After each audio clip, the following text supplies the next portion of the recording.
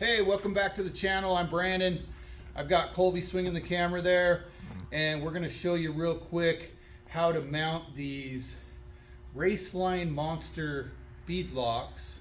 These are 17 by 9 onto these brand new BF KM3s. They're 37, 12, 50, 17s.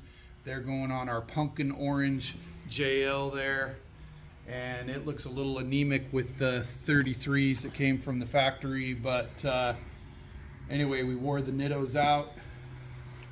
It's time for the BFGs, so we're ready for Jeep Safari here coming up. So here's what you're gonna need. Obviously, we went ahead and already set the rear bead back through and push the wheel through. We're going to show you how to put the rock ring on, okay? It's helpful to have a 1/4 inch impact. We're Team Yellow around here with DeWalt. They're not a sponsor of the channel, but if you do work for DeWalt, we would welcome some sponsorship. We have our Quinn 1/2 inch torque wrench, and with that torque wrench, we'll be able to get these set. We're going to set these to 18.5 foot-pounds, which is what Raceline recommends on all these bolts that go around the ring. So we'll be right back here in a second. We're going to set this wheel on this stack of buckets so we got a nice working surface. So the thing with beadlocks that you have to remember is you can't take them to your local tire shop like a Les Schwab or Commercial Tire, Big O Tire, one of those places. They're probably going to look at you like you're nuts with beadlocks because they're not used to working with them. In the case of these Racelines, they're for race use, not necessarily DOT legal. You and I both know we use them on the trail, on the road. There are different companies like Hutchinson and Icon that do build DOT legal beadlocks. Possibly Raceline does as well, but the style that we're running on our JL is this Raceline Monster. We also run them on our LJ as well. We've had really good luck with them. They've been really solid. Now, one thing, because you can't take them to Les Schwab or tire store to get them balanced, is it's really important to get yourself some of these Dyna beads. All right, and what these are, they're balancing beads.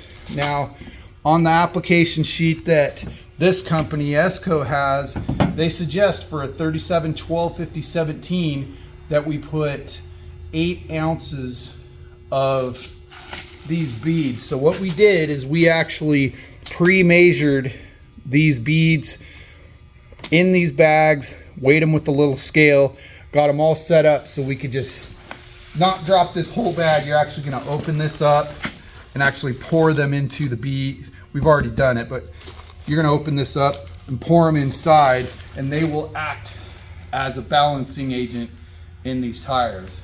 Now, the next thing that you're going to do is you're going to need a buddy, hopefully, that which I use my cameraman Kolby, and we already set this bead along the outside here, and we've cleaned this surface off really nicely, so we've got a good contact surface with the bead. All right, now just wiping the last little residual off.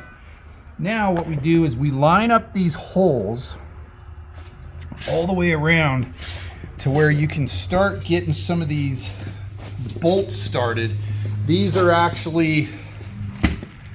bolts are the size that you'll need a 1/2 inch socket for these. Other brands obviously are going to have a different size potentially, but with these Raceline beadlocks, these Raceline Monsters, you're actually going to use a 1/2 inch socket. And so what you'll do is you'll get them started, line them up, and you'll have to pinch it together to get the first couple started. And once there, I just got a couple threads in on there, and then we'll go back to this guy. and make sure I get a couple started there. Don't stress out if you can't get it the first try. Just work your way around and take your time. This is kind of critical to get these lined up right. And then it's definitely easier when you get one started. It's definitely easier to get one started on that end, but don't pinch them down super tight on one end, because you definitely don't want to bend this ring. You want to keep this ring in great condition. There we go.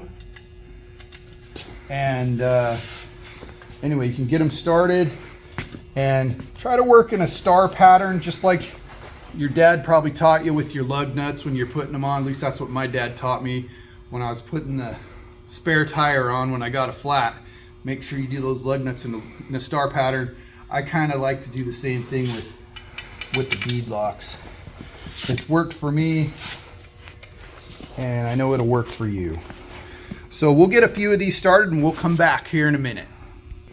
So now that you have a fair amount started working that star pattern, you can actually use your impact with that 1/2-inch socket in this case, and you kind of work your way around, and then you'll be able to get the rest of these in fairly easy, so you're not fighting to get that first couple threads in.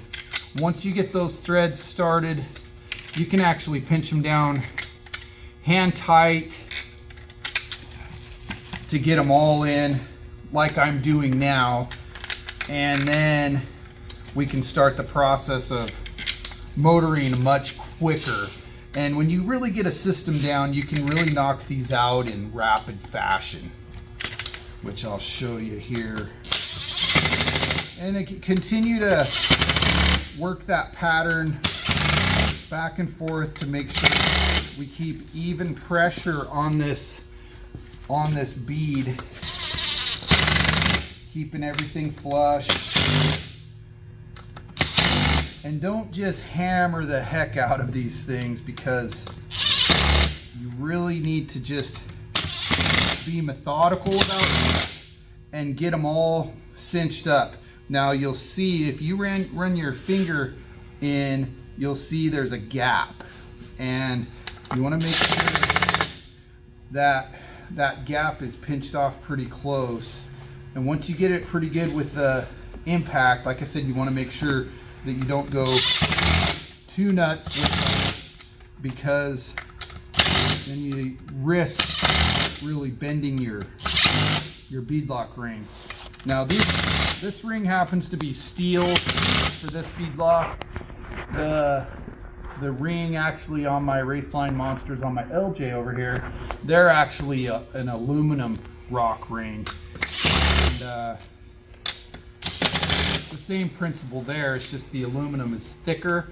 You actually have some longer bolts to work there, because that rock ring is thicker, but the principle is the same for either style. Just work it across. We'll come back here in a second and we'll start torquing them down. So now that you've kind of gone through with your 1/4-inch impact, being careful not to go crazy with the tightness, now set your torque wrench to 18.5 foot-pounds, and you're going to start making your way across. So I've got this electronic or digital torque wrench, which I like because it has the tone like the mechanical ones, but hear that? When you get the other tone, you know that you're at 19. All right, there's a good tone. And you just kind of work your way around and just make sure that you've got an even torque on all of them. Some of them are going to take a little more to get there, and like that one's there pretty good, and that's kind of a good feeling when you get there. But some of them, you know, you'll be like, why did they loosen up? Well, the reason they loosened up is because you just cranked this one down to get it to 19. And it's just a process. And see, remember I had that tone on this one, And we should get that. There you go. The one next to it. All right, now we'll work another section and till we start getting the tone of that torque rating without giving it much effort. Like here, I'm having to give it a little bit more. There we go. There we go. And once you get to a point where you're not having to crank them much, you can start going your way around. And what Raceline recommends is you make 3 passes around each one of these. And when you start looking at how many bolts there are on each of these wheels, in our case, we have 5 sets because our spare is the same. And so you got to torque every single one of these buggers. It's time consuming, but if you're patient and take your time, kick the tunes on, get your favorite beverage, make it a party with your buddies, man. Make them work for you too. Earlier I had my cameraman Kolby working his way around this thing. See, I got one here that was pretty loose. You want to always look at your manufacturer specs of their beadlocks. Some of them, you know, they're not going to be the same rating of tire pressure that it says on the tire, okay? And so you kind of have to be cognizant of that. So I've gone around, I've hit them all. You can see how it's hitting that 18.5 without much effort. I'm not having to crank them down anymore. So now I'm comfortable that we're done. So now what we're gonna do is we're gonna put the air to it. So make sure you've got a gauge you can depend on. This is a gauge I have in all my trail rigs just to check my pressure whenever I air down and when I air up, but that's all I'm using here. And we're gonna take this up to about 30 PSI and make sure that we set the bead. With these Racelines, they really don't recommend running much more than 25 PSI with their wheels. This particular tire is rated at the max load at 50 PSI cold. We're never gonna run that kind of pressure in these because there's just no reason to. All right, so I think we're at the air pressure we want. We're gonna double check it real quick. It's what we want. So now they're ready to bolt up. So we'll bolt them up on this thing and see how she looks.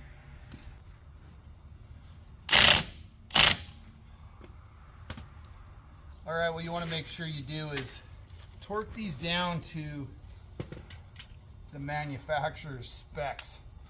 In this case, I'm going to torque them to 100. So I've got my torque wrench already set, and I've got them cinched down. We're going to drop the jack.